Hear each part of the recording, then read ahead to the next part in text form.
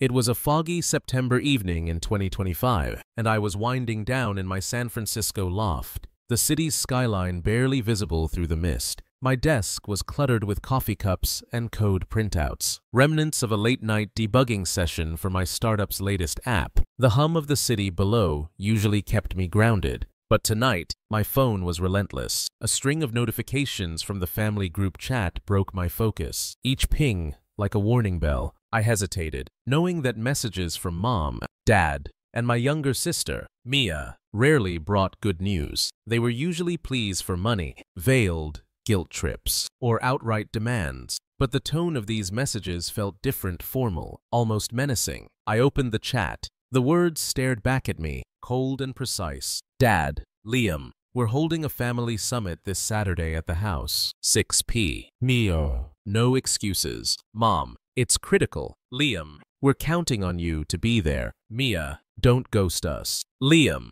this is big. My jaw tightened.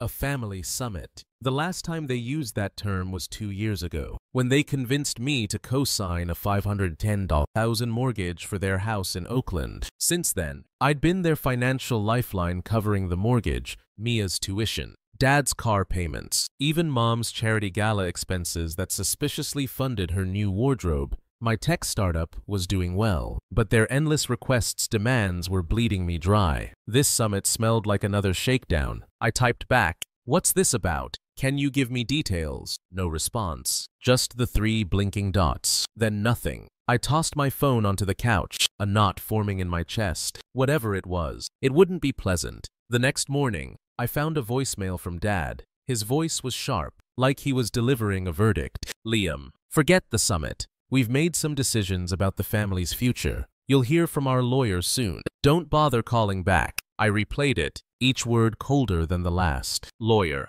Decisions. My mind spun. Were they selling the house? Cutting me out of something? I didn't call back. Instead, I texted one word, understood. Then I opened my laptop, logged into the mortgage portal, and began the process to remove my name as co-signer. It was a move I'd considered for months, but that voicemail was the breaking point. 40 minutes later, it was done. Their house, their problem. I leaned back, a strange mix of relief and dread settling in. I just lit a match, and the fire was coming. Within 48 hours, my phone became a war zone. 112. Missed calls, Dad, Mom, Mia, and a new number I didn't recognize. Voicemails flooded my inbox, each one more unhinged than the last. Dad's were pure rage. "Liam, what the hell have you done? The bank's breathing down our necks. Fix this now." Mom's were tear-soaked. "How could you betray us like this? Liam, we're your family." Mia's were a mix of guilt and desperation. "Liam, I didn't know they were going to do this. Please, just call me back." Then came the lawyer's voicemail, smooth but laced with panic. "Mr. Sullivan, this is Margaret Chen, representing your parents. There's been a serious misunderstanding regarding the mortgage. Please contact me immediately to resolve this amicably." I didn't call back. I didn't even listen to the rest of the messages. Instead, I opened the family group chat and scrolled through years of manipulation. Mia begging for $500 for school fees that bought her a new MacBook. Mom requesting $4,000 for medical bills that funded a Napa Valley wine tour. Dad demanding I cover the utilities because you're the one with the startup. Liam, I'd saved every text, every Venmo receipt, every bank transfer, $94,000 over 5 years, drained from my savings to prop up their lifestyle. Then, I found the email that shattered me. Mia had forwarded it by mistake, meant for her boyfriend, Tyler. It was a screenshot of a text she'd sent. "Liam's such a pushover. Just play the sob story, and he'll cough up cash every time." Attached was a photo of her smirking, holding a new designer bag I'd unknowingly paid for. The date was 6 months ago, right after I'd wired her $5,000 for rent. I closed my laptop, my hands trembling. This wasn't a one-off. It was a pattern, years in the making. And it started with a brunch I never should have attended. 5 months earlier, I'd agreed to meet the family for brunch at a trendy spot in Oakland, hoping for a rare moment of normalcy. The restaurant was packed, all exposed brick and overpriced avocado toast. I arrived with a bottle of sparkling wine, a small gesture to keep the peace. But the moment I sat down, the air shifted. "Liam, We're worried about you, Mom said, sipping her mimosa without meeting my eyes. You're so caught up in that startup. You're neglecting family. Neglecting family. I set my fork down, my voice sharper than intended. I paid your mortgage last month, and Mia's car payment, and Dad's. Don't start. Dad cut in, his tone low and warning. We don't need a lecture. If you're so concerned, maybe help out a bit more. Mia, scrolling on her phone, rolled her eyes. God, Liam, stop acting like you're some hero. You're loaded. What's a few bucks to you? And a few bucks. I laughed. Bitter. I paid off your $6,000 credit card debt last month. Mia, because you said you'd lose your apartment. I didn't ask you to. She snapped, her cheeks flushing. You offered because you called me sobbing at 2 a.m. I shot back, loud enough to draw stares from nearby tables. Dad slammed his coffee mug down. Enough. You think you're better than us because you've got some tech company. We raised you. Liam, show some damn respect. The words hit like a punch. Respect. You're planning a Bahamas cruise next month, but you can't pay your own bills. Mom waved her hand dismissively. It's a short trip. We deserve a break. You wouldn't understand. Always working. I stared at them, the restaurant's chatter fading to a dull roar. Got it, I said quietly. Enjoy your break. I left the bill on the table, $180, which I knew they'd expect me to cover, and walked out, their voices fading behind me. 2 weeks later, I saw the Instagram post. Dad, Mom, Mia, and Tyler, grinning on a yacht in the Bahamas. Caption, family vibes only. Grateful for these memories. No mention of me. No invitation. Just a Venmo request from Dad the next day. Hey, we're short $500 for the cruise. Can you send it? Signal's bad, so make it quick. I didn't send the money. I texted back, have fun with your family. And then, radio silence. A month after the brunch, Mia posted a TikTok that blew up. She sat in her car, mascara-streaked tears glistening, her voice breaking. Sometimes the people you love stab you in the back. Family's supposed to lift you up, but some just tear you down. The video hit 200,000 views, with comments flooding in. Stay strong. Mia, whoever did this is trash. Dad piled on. God knows the truth. Some forget who gave them everything. Mom shared it on Facebook, adding, when your own child turns on you, but you still hold them in your heart. The post racked up hundreds of likes, friends, cousins, even my old high school coach calling me a selfish brat. I knew it was about me. They'd crafted a narrative, painting me as the villain who abandoned his struggling family. I didn't clap back. Not yet. Instead, I compiled my evidence, screenshots of their endless requests, bank statements showing $94,000 in payments over 5 years, a voice memo from Dad yelling at me last Easter. If you're not helping us, you're dead to this family. Don't come crawling back when your startup tanks. I organized everything into a folder, my insurance policy. Then came the voicemail about the lawyer. That's when I pulled the plug on the mortgage, and the chaos erupted. By day 5, I had 156 missed calls and a voicemail inbox too full to accept more. Dad's messages were furious. Mom's were sobbing. Mia's were pleading. The lawyers were increasingly desperate, begging for a call. I was about to block their numbers when I got a text from an unfamiliar number. Liam, it's Aunt Nora. I'm in SF. Can we talk? Aunt Nora was Mom's estranged sister, the family pariah. She'd vanished a decade ago after a blowout with Mom over a loan that was never repaid. I hadn't seen her since I was a kid, but her text felt like a lifeline. I agreed to meet her at a cozy coffee shop in the Mission District. Nora was waiting at a corner table, her auburn hair streaked with gray, her eyes sharp and weary. You look like you've been hit by a truck, she said, pushing a latte toward me. Feels like it, I said, sitting down. You've seen Mia's TikTok. Saw it. Lived it, she said, her voice dry. Your mom pulled the same con on me, borrowed $20,000 for bills, then bought a convertible. When I called her out, she turned the family against me. I spilled everything: the mortgage, the Bahamas trip, the lies, the lawyer. I showed her the screenshots, played the voice memo. Her expression darkened with every detail. They're leeches, she said finally. Always have been. She reached into her bag and pulled out a flash drive. Emails, bank records, even a letter from your mom admitting she never planned to repay me. Use it if you need to. They're not as slick as they think. Why now? I asked, taking the drive. because I know what it's like to be their scapegoat, she said. And because I'm done watching them destroy you. Before confronting my family, I needed another perspective. Enter Sam, my startup's co-founder and my closest friend. I'd kept the family drama from him, too ashamed to admit how deep it ran. But after meeting Nora, I called him to my loft and laid it all bare: the mortgage, the lies, the TikTok smear campaign, Nora's evidence. Sam listened, his usual easy grin replaced by a rare scowl. They've been fleecing you for years. Liam, why didn't you tell me? I thought I could handle it, I said, staring at the floor. I thought it was my job to keep the family together. That's not a family, he said. That's a pyramid scheme with you at the bottom. He leaned forward. You've got the evidence. You've got Nora. What's the plan? I'm meeting them next week, I said. Neutral ground. I want them to see I'm done. Want backup? He asked. I shook my head. Nora's coming, but I need you to keep the startup steady. If this blows up, I can't let it tank our work. Sam nodded. Deal. But Liam, don't let them guilt you back in. You're worth more than their scams. His words stuck with me. A reminder. I wasn't alone. I spent the next few days preparing, organizing Nora's evidence alongside mine. I wasn't just fighting for myself anymore. I was fighting for the life I deserved. I chose a dimly lit diner in Oakland for the meeting, a neutral space far from their turf. I didn't tell them Nora was coming. At 7:00 p.m.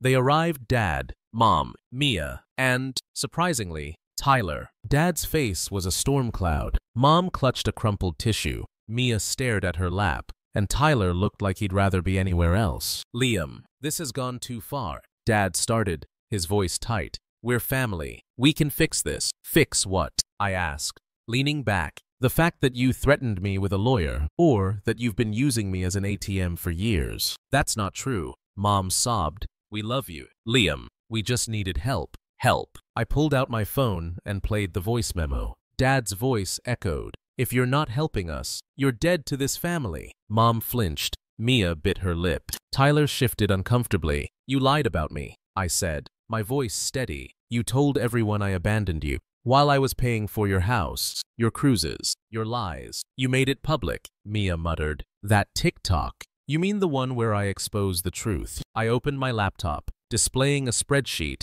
Every payment, every request, every lie. This is your idea of family. Dad's face turned purple. You think you're so smart. You'll regret this. Will I? I nodded to the door, and Nora walked in. Mom gasped. Nora, what are you? Ending your con, Nora said, tossing the flash drive on the table. Emails, bank records, your confession letter. You've been scamming people for decades, and now you're doing it to Liam. Dad opened his mouth, but no words came out. Mia started crying. Tyler stood up. I'm out. Mia, this is insane. He stormed out, leaving Mia sobbing. Liam, please, Mom whispered. We're sorry. We'll change. I looked at them, the family I'd spent years trying to save. You're only sorry because you're scared, not because you care. Nora squeezed my shoulder. Let's go. Liam, you're done here. As we left, Dad's voice broke. Liam, you can't do this. We're family. I didn't turn back. The next day, my phone was quieter. Only a few texts from Mia, apologizing, begging to talk. I ignored them. Instead, I met Nora for brunch and handed her a copy of my evidence folder. She'd already contacted a lawyer to ensure Dad's threats went nowhere. Your mom's been dodging creditors for years, Nora said, sipping her coffee. That house, they're underwater, without your name on the mortgage. It's over. I nodded, guilt and relief warring inside me. I didn't want it to end like this. Nobody does, she said. But you didn't start this fire. That afternoon, I posted on, family isn't a blank check. I'm done being used. I attached the spreadsheet, screenshots, and the voice memo. The post went viral, with thousands of comments.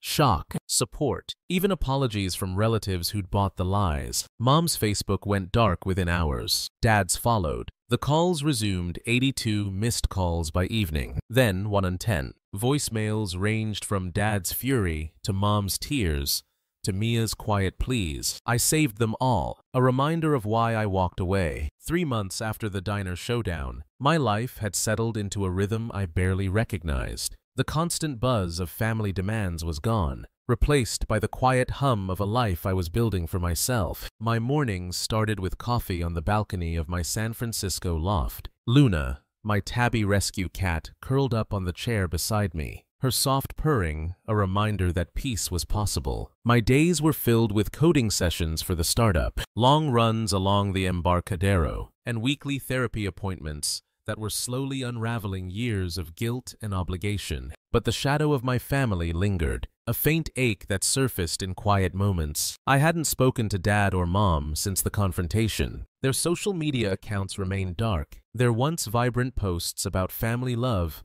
replaced by silence. Mia, however, was different. She'd started texting sporadically short messages at first, like "I'm sorry, Liam," or "I'm trying to do better." I didn't respond, not out of anger, but because I wasn't ready to reopen that door. The wounds were still raw, and trust, once shattered, didn't mend easily. One foggy evening in December, as I was reviewing code with a glass of wine, my phone rang. Mia's name flashed on the screen. I stared at it, my thumb hovering over the decline button. Something stopped me.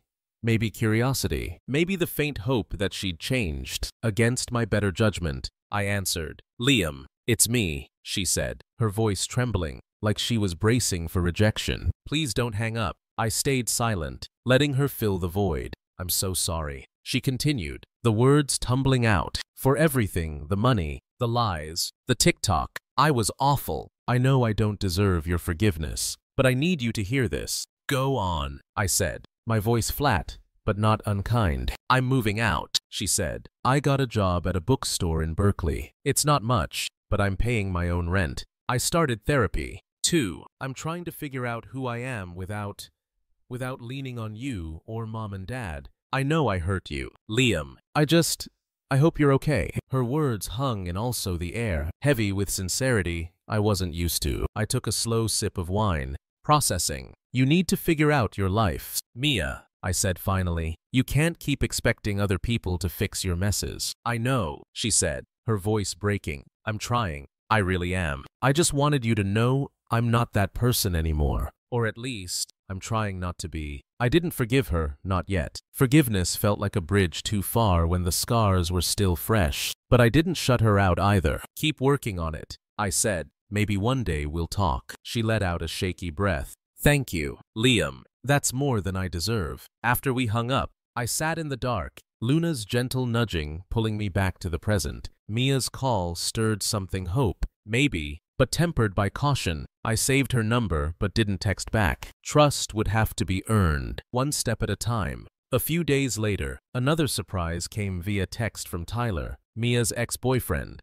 "Liam, I'm sorry for my part in this mess. I should have called out Mia's lies sooner. She's changing, for what it's worth. Hope you're doing all right." I stared at the message, caught off guard. Tyler had been complicit, laughing along with Mia's schemes, but his apology felt genuine. I didn't reply, but I saved the text, a small piece of evidence that maybe, just maybe, the family I'd known was starting to crack. I met Aunt Nora for coffee the next weekend, needing her perspective. We sat at a bustling cafe in the Mission, the air thick with the scent of fresh pastries. I told her about Mia's call and Tyler's text, expecting her usual blunt cynicism. "She's young," Nora said, stirring her latte. "She's got time to grow up, but don't let her off easy. People like your sister, they don't change overnight. And Tyler, he's covering his ass, but it's a start." "What about Mom and Dad?" I asked, dreading the answer. Nora's eyes darkened. "They're scrambling. Your dad's been calling old friends, spinning stories about how you're confused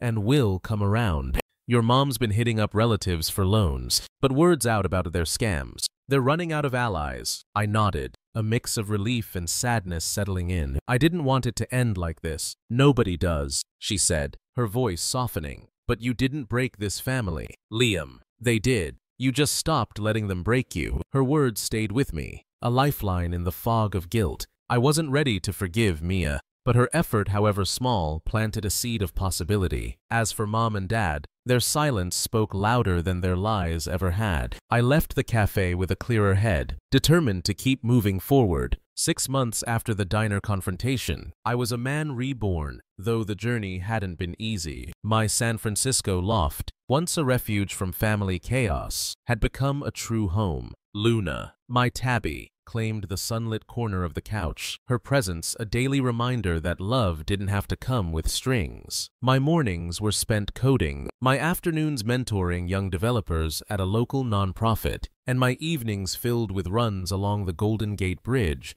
the city's skyline, a canvas of possibility. Therapy had become a cornerstone, helping me untangle the knots of guilt, duty, and anger that had defined my relationship with my family for so long. The startup I co-founded with Sam was thriving. We'd secured a $5 million investment round, and our app, a platform connecting freelancers with ethical employers, hit 2 million users. Sam threw a launch party at a rooftop bar in Soma, the city sparkling below us. As I clinked glasses with the team, I felt a pride untainted by the weight of family expectations. For the first time, I was living for myself. Aunt Nora had become a constant in my life, the family I'd never known I needed. We spent Thanksgiving at her cabin in Lake Tahoe, joined by her partner, Claire, and a few of her artist friends. The weekend was filled with laughter, home-cooked meals, and late-night conversations by the fire, moments of connection that felt genuine, free of manipulation. Nora shared stories of her own estrangement from Mom, painting a picture of a family fractured long before I was born.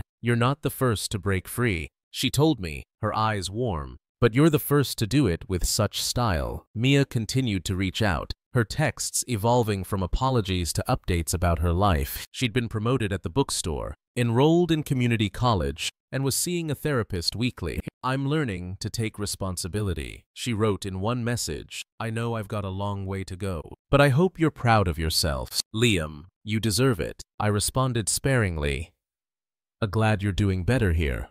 Keep it up there," but I kept the door cracked. Reconciliation wasn't imminent, but the possibility no longer felt impossible. Dad and Mom's world, meanwhile, had collapsed. Nora forwarded me an email from a mutual cousin. Their Oakland house was in foreclosure, and they were selling what little they had left to move to a small apartment in Arizona. Dad was still spinning tales, telling anyone who'd listen that I'd come around once I got over my tantrum. Mom had taken to emailing distant relatives, pleading for loans, but the family's trust in them was gone. Their perfect family facade was dust, exposed by the truth I'd shared on X. One unexpected development came from Sam. He'd been digging into public records for a startup project and stumbled across a lien against my parents' house, tied to a shady loan they'd taken years ago. "Your dad's been dodging creditors since before you were born," he said over beers at a dive bar. "You pulling out was the domino that tipped it all over." "I didn't mean to ruin them," I said, staring into my glass. "You didn't?" Sam said firmly. "They ruined themselves. You just stopped cleaning up their mess." His words echoed Nora's, reinforcing a truth I was still learning to accept. I wasn't the villain, no matter how they'd painted me. I was a survivor, carving out a life on my own terms. A week later, I received a letter, not an email or text,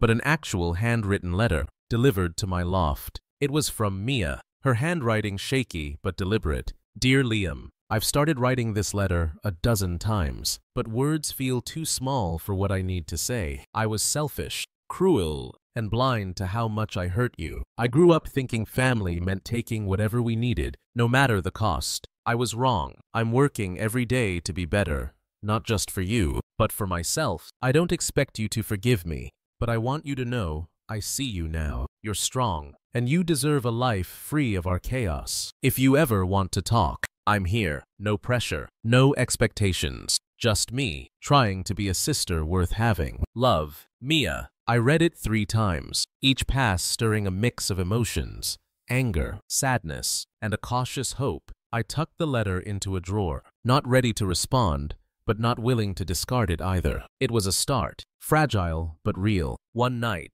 as I sat with Luna on my lap, the city's lights twinkling through the fog, my phone buzzed with an email from Nora. "Your parents are gone, sold the house, moved to Arizona. They're out of your life, at least for now. You did good, kid." I set the phone down, a weight lifting I hadn't realized I was carrying. The game was over. The lies, the guilt, the endless demands, they were gone. I didn't know what the future held for Mia, for my parents, or even for me. But for the first time, I felt free to find out. I scratched Luna's ears, opened my laptop, and started coding not for work, but for a passion project I'd shelved for years. The horizon was mine, and I was ready to chase it.